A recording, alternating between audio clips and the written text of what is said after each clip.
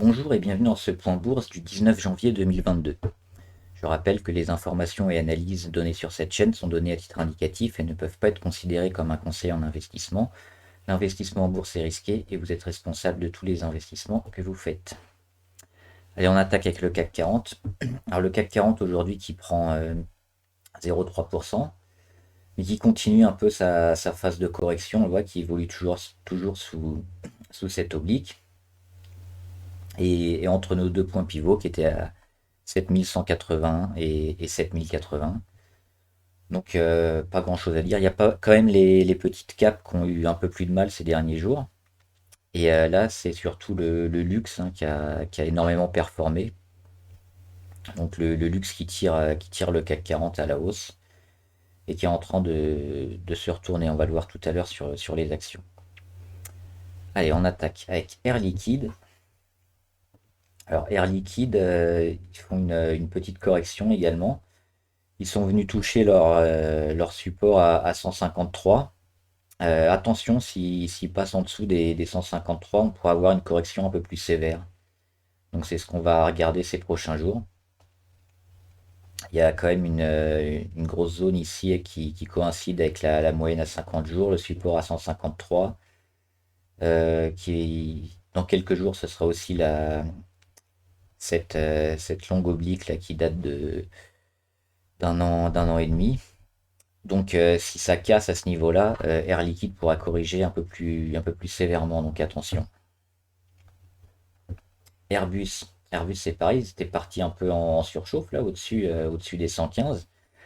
Ils ont touché à nouveau leur plus haut à 121. Et on voit qu'à 121, bah, ça a été vendu.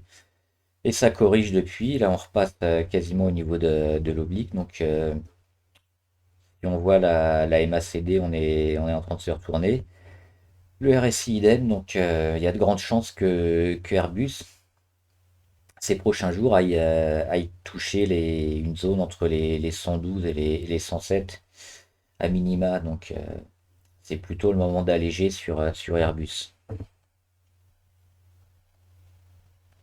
Bonduelle. Alors Bonduelle, ils ont une grande figure ici qui date de plus de 2 ans, hein. On est venu me toucher donc c'est plus haut 3, 4, 5 fois ici. Là on s'en rapproche pour peut-être une sixième fois. Mais tant qu'on ne l'a pas dépassé, donc sur les 22 euros, c'est pas forcément le meilleur moment de rentrer sur Bonduelle. Donc on va attendre un débordement des 22, une confirmation pour se mettre sur cette valeur. CGG, alors CGG qui a perdu un peu aujourd'hui, hein, moins 3%. C'est peut-être le début du pullback pour CGG. Donc à voir si elle revient sur les 0,77 ou les 0,73 environ. Ça pourrait être le bon moment de rentrer sur CGG si elle arrive à ces niveaux-là et qu'elle commence à amorcer un rebond. Il faudra se placer sur cette valeur. Claranova, pas grand-chose à dire. Elle continue de construire ici entre 6,50 et 5,90. Donc on va laisser la valeur construire. On est toujours en position, rien d'important à dire sur Claranova. Dassault Aviation. Alors Dassault Aviation, il bute depuis un moment sur les 105 euros. Et on a cette petite oblique ici qu'on va surveiller pour sortir si on veut sécuriser une partie des gains, si on est très court terme sur Dassault Aviation. Par contre, si elle arrive à casser les 105, ça peut être intéressant parce qu'elle peut relancer une nouvelle dynamique haussière et aller chercher rapidement les 110 et les 118, hop, qui sont ici, qui seront un bon objectif pour Dassault Aviation. Donc là, on va surtout surveiller les 103 à peu près. Si ça casse à la baisse, Dassault va. Alors, ce sera à peine une correction, hein, parce qu'on est quand même plutôt haussier sur le moyen terme sur Dassault Aviation.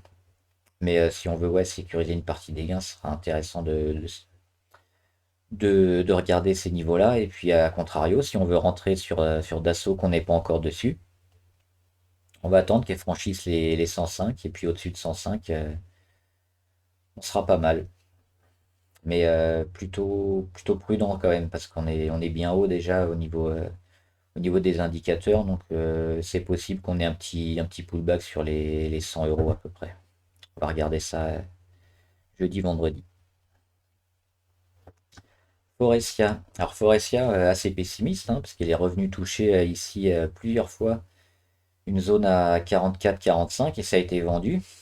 Et on est en train peut-être de s'installer dans une tendance baissière avec un range ici qui est marqué entre ces deux obliques.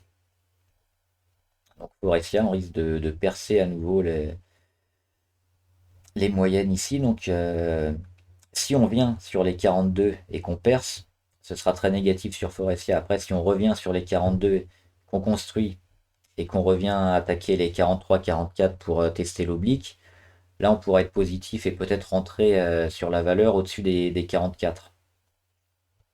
Pour l'instant, elle va construire. Il y a toute cette zone-là qui va être charnière, hein, sur les 42 euros, 42,80 € à peu près. Si elle commence à les tester et les enfoncer, mauvais signe sur Forestia. La Française des Jeux, c'est un short on était dessus ici depuis les 38 euros.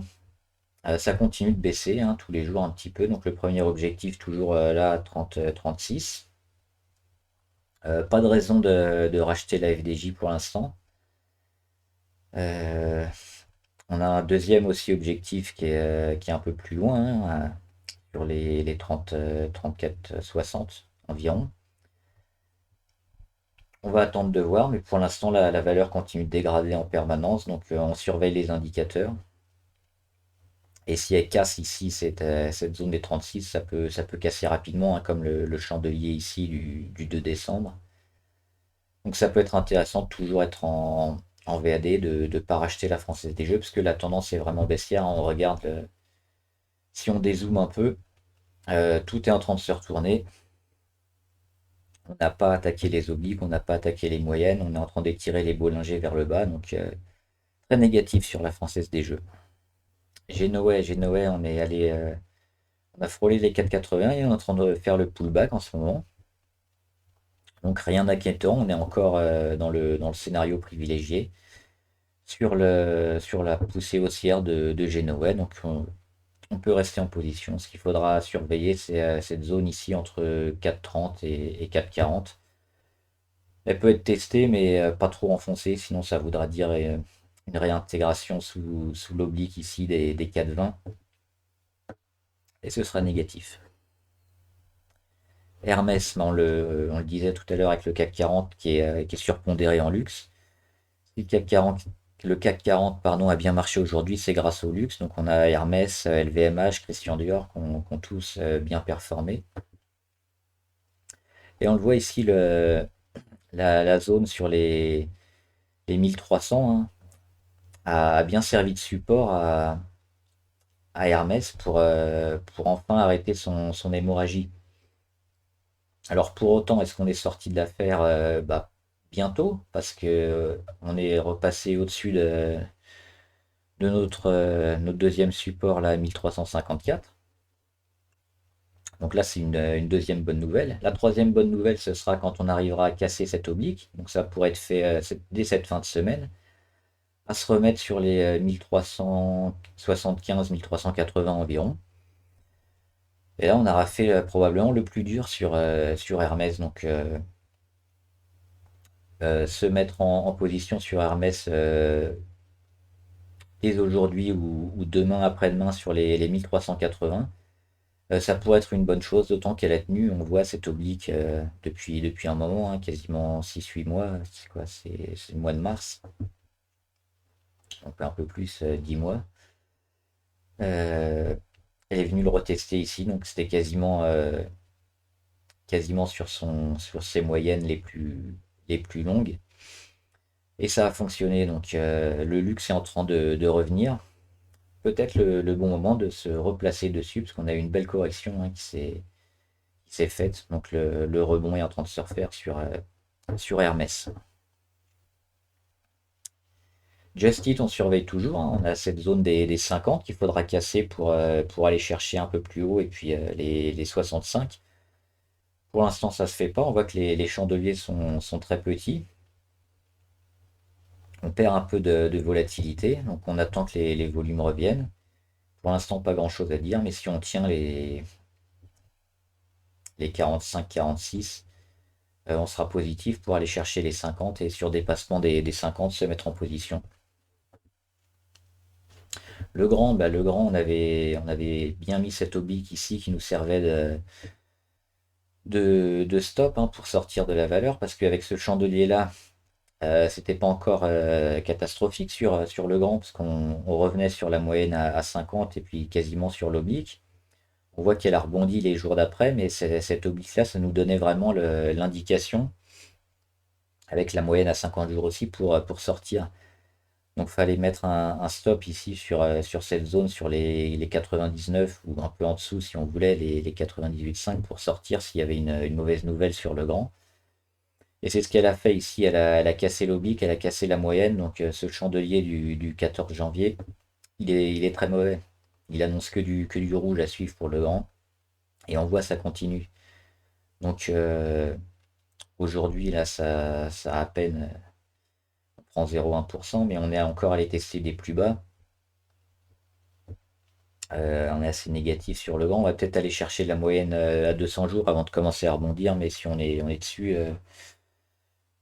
c'est pas le bon moment. Fallait sortir ici et vaut mieux quitter, hein, et revenir après.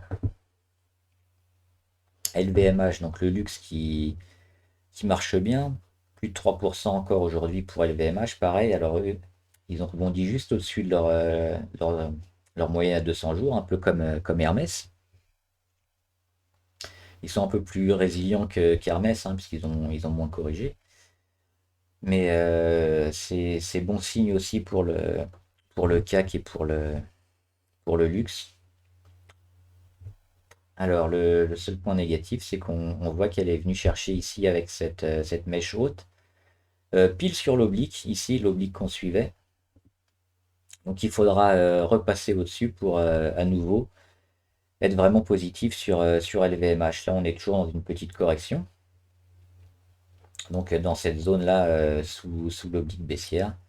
Il va falloir repasser, mais là on a fait le plus dur ici avec cette accumulation et ce support qui a été créé sur la moyenne à 150 et au-dessus de la moyenne à 200 jours sur les 675 euros.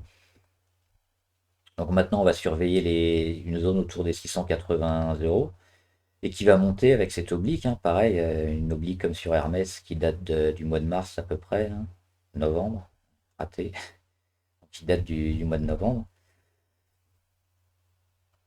Et donc continuer à casser cette zone des 703 pour vraiment remettre le luxe et Hermès dans de bonnes dispositions. Michelin, Michelin qui est quasiment stable, hein, ils prennent 0,2%. Mais on est dans une zone ici autour de 154 euros où on voyait quand même la correction arriver. Alors pour l'instant elle est très légère, mais si on veut se mettre en VAD, on pouvait se mettre ici sur les 154 et même maintenant, hein, sur 153. Parce qu'on a plus de chances d'aller rechercher les 145 que de tout recasser à la hausse. On voit au niveau MACD, on est très haut, c'est en train de se retourner. Le RSI, pareil, on était au-dessus des 70 et on commence à réintégrer des zones un peu plus normales. Donc Michelin, on va peut-être aller chercher les 149 et les 145. Donc plutôt allégé si on est en position ou se mettre en VAD. Le Nasdaq qui a un peu de mal, hein, aujourd'hui. On est revenu tester le support des 15 142 et on l'a même un peu enfoncé, hein. Hop, on voit ici avec la mèche, on est en dessous. Donc on va peut-être aller chercher la moyenne à 200 jours qui est sur les 14 980 sur le Nasdaq. Nasdaq qui pique du nez. Et avant de se remettre bien, bah, il y a pas mal de boulot, hein, parce que l'oblique maintenant elle est assez loin. Alors on sait que le Nasdaq est très résilient, il peut rebondir très vite, mais là les technos se sont fait un peu massacrer depuis le mois de décembre. Donc c'est pas le moment de se mettre dessus. On va attendre que ça confirme un peu le support, soit des 145, soit un peu plus bas, hein, sur la moyenne à 200, sur les 14 950. Mais le Nasdaq il continue sa purge du mois de janvier.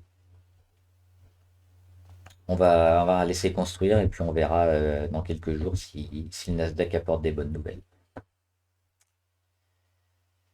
Navia, Navia qui a légèrement enfoncé son oblique, hein, qu'on suivait ici, qui nous permettait de voir une oblique montante sur Navia, pour un support intéressant sur les 1,86. Alors ça a été juste enfoncé et on est revenu en fin de séance au-dessus, donc ça c'est plutôt bien, qu'on dégrade pas trop.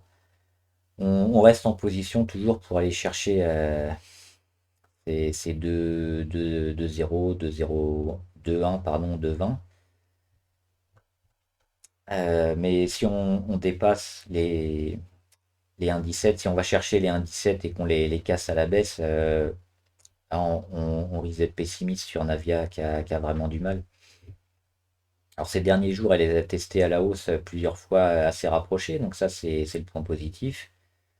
Le point négatif, il est ici, donc qu'on aille un peu en dessous de cette oblique. On va surveiller ces prochains jours, mais tant qu'on reste entre 1,75 et 2,05, il n'y a rien à dire, c'est un peu une zone de neutralité. Il faudra casser à la hausse ou à la baisse pour envoyer des signaux positifs ou négatifs. Nvidia, bah, c'est les soldes, hein, sur 250, on continue. Techniquement, c'est pas le bon moment d'acheter parce que la valeur dégrade. Fondamentalement, c'est un peu plus une bonne valeur, Nvidia. Donc, l'avoir à ce prix-là, ça s'entend. Si on est prudent, on attend toujours que la valeur construise et acte un rebond un peu plus solide que ce qui avait été fait précédemment. Renault. Alors Renault, ils ont un peu de mal en ce moment parce qu'ils mettent pas mal de mèches hautes. Et c'est vendu à chaque fois, vendu sur les 34,7, vendu sur les 34,4, vendu ici 34,4. Ça descend, ça remonte. On rattaque une fois 34,5, c'est vendu. 34,3, c'est vendu. 34,2, c'est vendu. 34,5, c'est vendu. Donc il y a une grosse pression vendeuse ici sur Renault et qui va commencer à fatiguer les acheteurs. On retrouve à nouveau notre oblique, hein. Notre oblique ici qui avait servi à Renault, mais qui n'a jamais été vraiment très dépassé. On a vu ici, c'est resté 2 jours au-dessus avant de recasser. Donc c'est très faible, les indicateurs que nous donne Renault. Et donc retrouver cette oblique ici, ça pourrait être un point intéressant pour à nouveau jouer contre Renault.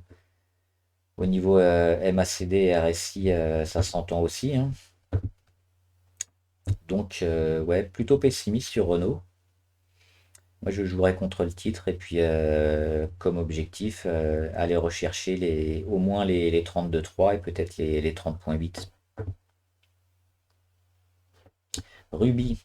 Alors Ruby qui a fait une grande partie de sa remontée et qui arrive ici sur un point qui est un peu compliqué pour elle, hein, à 29,11. On voit qu'il avait été testé, ça avait servi de support ici à Ruby, puis enfoncé. À nouveau support résistance pardon, qui n'avait pas été percée, donc on repart à la baisse. Donc une zone ici des 29,11 qui est vraiment charnière pour Ruby. Alors la bonne nouvelle, c'est on a mis un palier enfin sur les 24,14. La valeur remonte, elle est passée au-dessus de sa moyenne à 50 jours ici en jaune. Donc là, c'était un vrai signal positif. Maintenant, on risque d'avoir des petites prises de bénéfices ici sur les 29,10. Donc à voir s'il y a ces prochains jours un petit pullback qui va nous amener vers les 26,6 ou les 27,7 par là. Ce sera peut-être un bon moment de rentrer sur Ruby. Si on est déjà en position, qu'on a fait juste la montée ici, bah, c'est un bon moment de larguer au moins une partie des positions pour acter des plus-values. Sinon, est-ce que ça va casser les 29? On verra ça jeudi, vendredi. Si ça casse les 29, gros signe positif sur Ruby, on pourra même rentrer si on n'est pas dedans. Par contre, si on bute encore plusieurs fois sur les 29, on risque de corriger très légèrement. Donc ça vaudra le coup de suivre ici cette oblique qui va être demain, va être sur les 28,40. Et si on casse les 28,40 ou les 28,50 vendredi, risque de correction sur Ruby. A contrario, on dépasse les 29,11, c'est positif. Sartorius, Sartorius qui est sur son support à 365 et qui commence à construire dessus. Alors c'est un peu tôt encore pour se mettre dessus, soit pour jouer uniquement le rebond éventuellement en intraday, mais là c'est pas prudent parce que tout est en train de se retourner, on est bien à la baisse, on a encore un support à 337 qui est pas loin, qui peut casser, celui des 365 peut casser, donc ça nous amènera à 337. Donc on va attendre un peu. Mais si on confirme ici ce support à 365, ça pourrait être le début de la remontée pour Sartorius qui a été bien massacré aussi ces derniers temps et qui pourrait trouver un prix assez intéressant dans ces eaux-là. Schneider Electric, on en avait parlé ici, c'était en sur-régime sur les 175 et continue de corriger. Donc 155 premier objectif, si on la vendait. Elle est toujours sous son oblique, donc pas de raison pour l'instant de vendre, sauf si on avait l'objectif ici à 155. C'est quand même un support qui est intéressant, 155. Donc la valeur a de bonnes chances de construire ces prochains jours et de casser son oblique. Donc de signifier une fin de correction sur Schneider. Si c'est le cas, donc entre 155 et 160, on laissera la valeur construire et sur débordement des 164, on va le mettre ici, environ 164, voire un peu moins. On aura un vrai signe positif pour une relance sur Schneider Electric. Donc si on n'est pas en position, on pourra se mettre dessus ici. SMCP, donc ça a été les faux départs. Il y a eu plusieurs faux départs.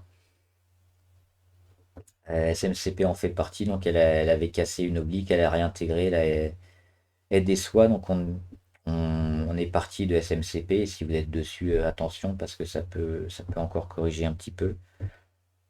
On va suivre cette oblique-là hein, et débordement des 7,80 pour rentrer dessus. Snowflake, elle continue de travailler sa moyenne à 200 jours. On est ici, ça fait un moment hein, qu'elle fait quasiment les mêmes chandeliers, entre 300 et 282. Donc tant qu'elle tient ce support ici à 275, voire un petit peu moins, on est bon sur Snowflake. Et puis on va aller chercher après l'oblique. Mais là pour l'instant c'est plutôt positif hein, qu'elle arrive à maintenir ici beaucoup de chandeliers sur sa moyenne à 200 et qu'elle passe pas en dessous ou de très peu parce qu'elle remonte à chaque jour un peu au-dessus. Au niveau de la MACD, on voit qu'il y a un retournement qui est en train de s'acter, donc plutôt positif sur Snowflake. Société Générale, pareil, on avait une zone de surchauffe ici qui était entre 33,5 et 34,5. Donc c'est peut-être le début de la correction sur Société Générale qu'on avait annoncé hein, sur ces eaux-là. Donc MACD, pareil, on est en train de se rapprocher. On va peut-être voir du rouge. On est monté à 82 au niveau du RSI. Là, on va bientôt réintégrer les zones sous les 70. Donc, ouais, shorter la Société Générale. Dans cette zone-là, c'est une bonne chose. Donc, plus on est haut, évidemment, plus c'est intéressant. Mais après ce gros chandelier-là et ces deux journées qu'on suivi vendredi et lundi où on butait sur les 34, là, il y avait une alerte qui nous disait attention, la Société Générale va corriger. C'est ce qu'elle est en train de faire. Donc jeudi, pareil, ça va peut-être monter dès le début, mais si on casse l'oblique ici, qui sera, qui sera jeudi sur les 33,6, ça annonce quand même une petite correction sur Société Générale, donc probablement les 31 ou à minima les 32. Donc jouer contre la Société Générale des jeudis, ça peut être une bonne chose aussi. Sofina qui arrête pas de dégrader. On avait ce point ici sur les 410 hein, qui était vraiment un point pivot et qui nous permettait de sortir de la valeur à moindre frais. Si c'était pas le cas, bah, c'était la catastrophe après, parce qu'elle arrête pas de dégrader. Alors maintenant, elle est au contact de sa moyenne à 200 jours. On peut espérer que la chute soit bientôt terminée. Si c'est pas le cas, faut partir vite hein, de Sofina, parce qu'en dessous, il n'y a plus rien. Et pour rentrer à nouveau dessus, on surveille les 382, hein, pareil, jeudi, vendredi, si on repasse au-dessus, on aura eu un beau support ici sur les 370. Et un début de remontée à 382, donc à casser pour rentrer. TF1 qui a fait un gros gap à l'ouverture et qui a tout descendu. Donc nous on avait une zone ici sur les 8, 8,95 ou les 9 en stop loss pour sortir. Donc on est parti avec un léger gain parce qu'on l'avait pris ici sur cette grosse zone d'accumulation. Alors on espère un peu mieux, on espère aller chercher les 9,40. Mais bon, le marché a décidé autrement et avec les stop loss, on sort. Alors ici, hein, on n'est pas sorti sur les 9,10, mais on est sorti à l'ouverture sur les 8,87 environ. Si on est encore dessus, bon courage. Thales, c'est plutôt pas mal, hein. On a bien retourné et on est arrivé sur notre zone ici au-dessus des moyennes à 200 jours et on continue de monter. Donc pour l'instant, pas de pullback sur Thales qui casse tout. Alors il faudra juste vérifier jeudi, vendredi. Ici, si on n'arrive pas à dépasser les 83,6, ça voudra dire qu'on aura peut-être un pullback et peut-être une bonne zone d'achat sur les 80 ou 81 euros. Parce qu'on a fait quand même une belle remontée hein, sur Thales. Donc il y a un moment où elle va souffler, elle va baisser un peu, c'est ça qu'on va surveiller. Donc avec cette zone ici à 83, ça devrait servir un peu de plafond à Thales et lui permettre de repartir un peu à la baisse. Hop, hop. Ubisoft. Alors Ubisoft, il y a Microsoft qui a racheté, qui a fait une promesse d'achat d'Activision Blizzard pour 67 milliards, je crois. Donc c'était des 95 dollars par action. Donc c'était au-dessus du cours actuel. Et il y a pas mal d'entreprises dans le secteur du jeu qui sont promises à un rachat aussi. Donc Ubisoft peut en faire partie. Donc il y a pas mal de choses qui sont en train de se passer. Donc Ubisoft, si elle est rachetée, elle pourrait être rachetée. Alors on parle de 120 euros pour Ubisoft, hein. C'est au-delà du cours à 90 euros qui avait été atteint l'année dernière. Donc ça ferait une plus-value monstrueuse. Donc forcément ça intéresse beaucoup de monde. On voit les volumes juste après l'annonce de Microsoft. Bah, sur Ubisoft, hop, ils ont pris 11%. Aujourd'hui, ils prennent encore plus de 3%. Et on la suivait déjà parce qu'il y avait cette oblique ici et on s'en rapprochait. Donc quand ça a cassé l'oblique, là, on avait une alerte et moi je suis rentré dessus sur les 48,5.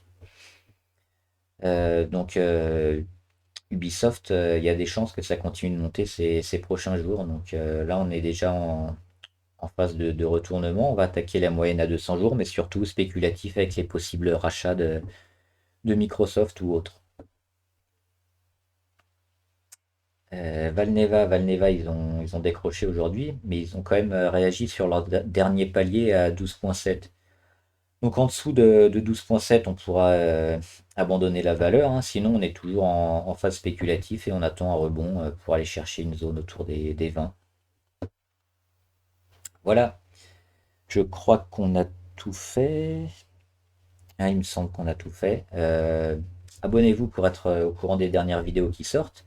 Partagez cette vidéo avec des amis ou des investisseurs que ça puisse intéresser et que ça puisse aider. Et mettez en commentaire les valeurs que vous suivez et que vous voulez qu'on analyse. On le fera ensemble. Bon trade, à plus!